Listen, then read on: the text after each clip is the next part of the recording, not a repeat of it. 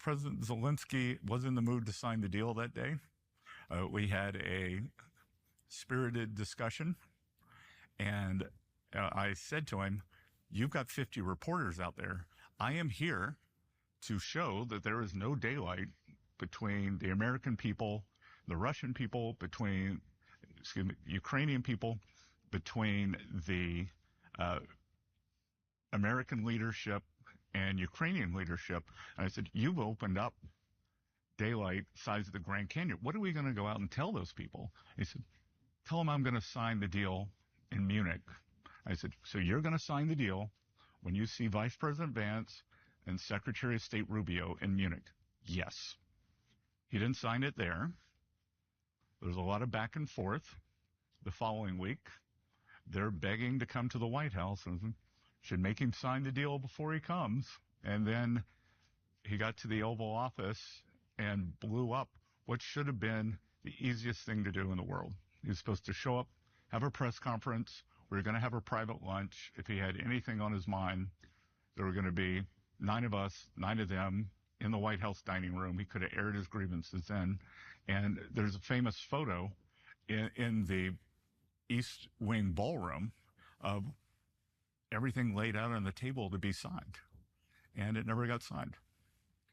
So this is an unelected president of a client state whose bureaucrats are being paid directly by American taxpayers, including their retirement accounts are funded by us. And they have the lowest retirement age in Europe. It's 60.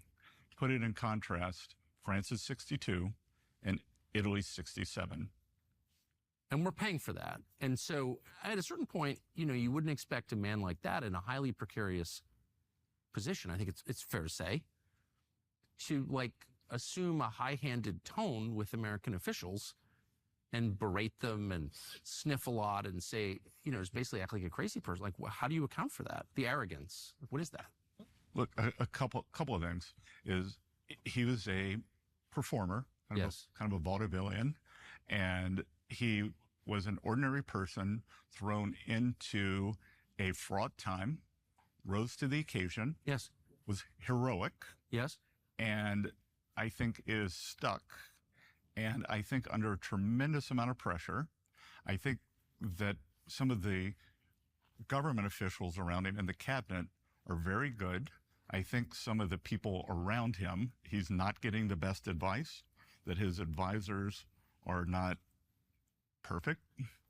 And I think if we go back to the agreement, I think one of the great things about the agreement is it makes sure that the money comes to the American people and the Ukrainian people. Because, Tucker, let me tell you what the agreement wasn't. It wasn't one of these rapacious Chinese deals where it's sign over your mines, sign over your port, or it wasn't a loan to own. Here's a loan. You're never going to be able to pay it back. We're going to get this. It's a genuine economic partnership that they put in assets. We can put in loans from our overseas banks. We put in American know-how, and we don't make any money unless they make money. And you know who doesn't like that? People with their hand in the till. Right. Right. Because we were regulating the flow of the money. Ah. So I think that's part of the glitch.